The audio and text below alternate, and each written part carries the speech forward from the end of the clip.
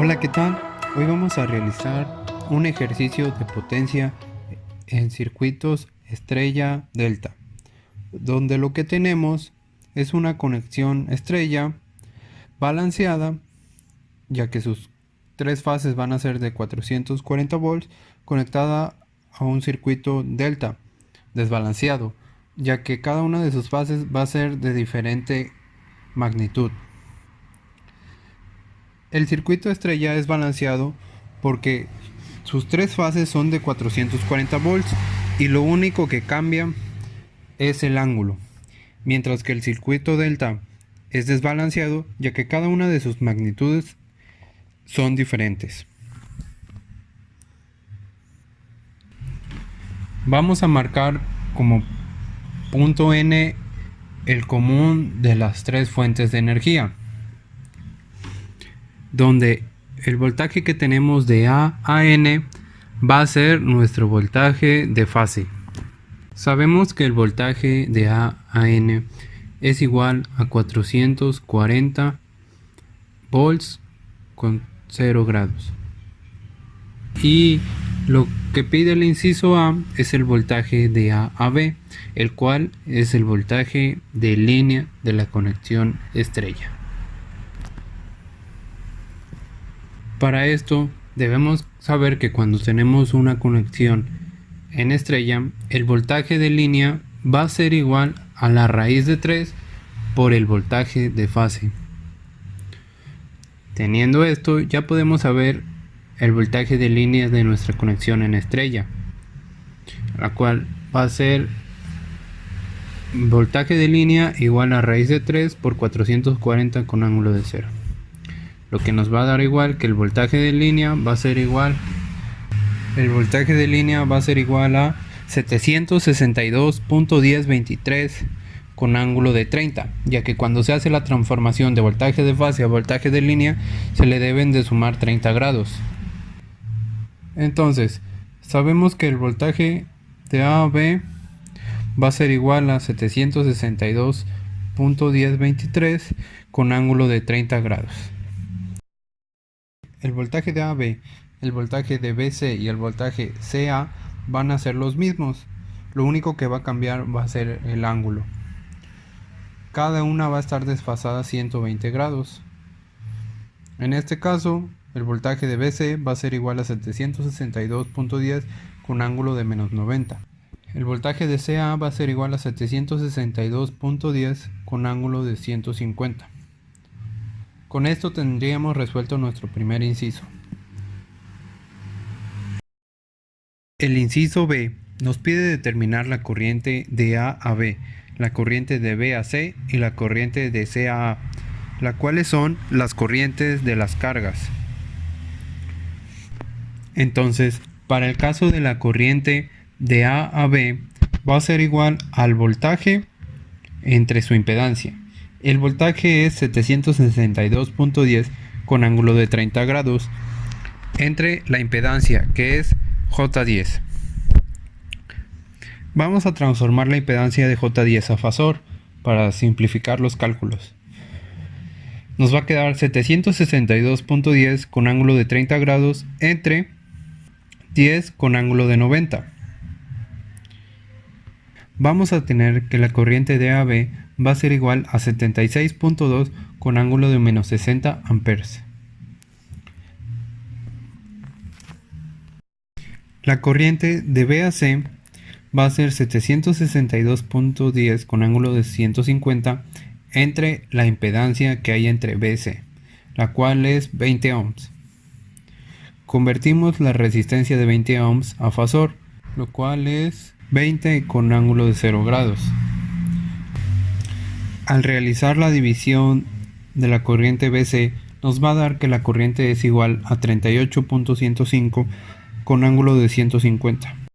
La corriente CAB va a ser igual a 762.10, el mismo voltaje de todos, entre la impedancia de menos J5. Lo mismo que en los casos anteriores, vamos a convertir la impedancia de menos J5 a fasor. El resultado es 5 con ángulo de menos 90. Al realizar la división, nos va a quedar que la corriente de CAB es igual a 152.42 con ángulo de 0 grados. El inciso C lo que nos pide es la potencia compleja que entrega la fuente. Bueno, la potencia compleja S va a ser igual a la potencia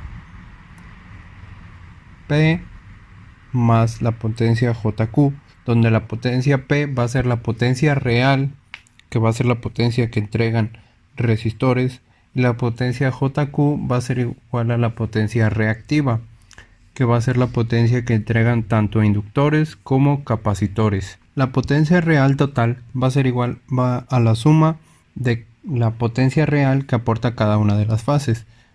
La potencia real va a ser igual a la potencia AB más la potencia BC más la potencia CA.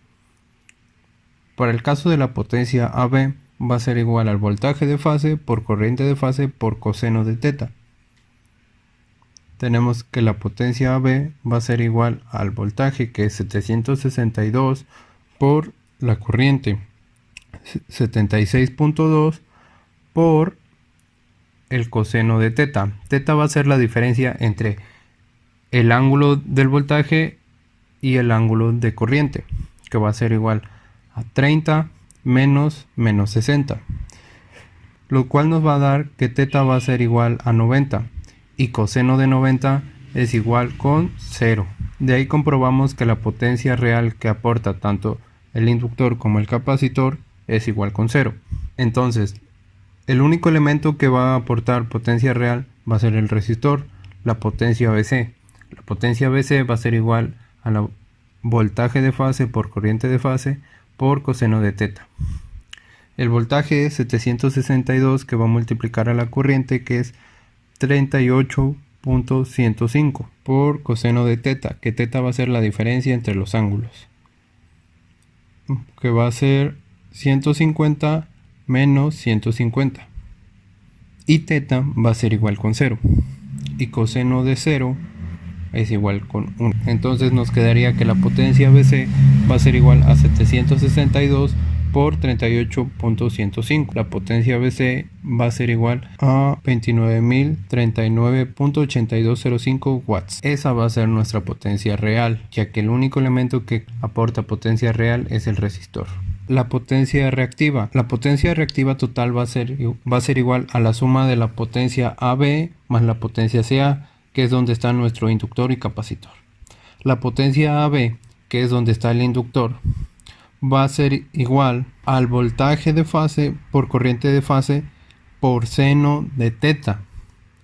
Esta es la diferencia que tiene la potencia real con la potencia compleja. Entonces, la potencia AB va a ser igual a 762.10 por 76.2 por seno de teta. Teta va a ser igual a 30 menos 60, lo cual nos va a dar que teta va a ser igual a 90.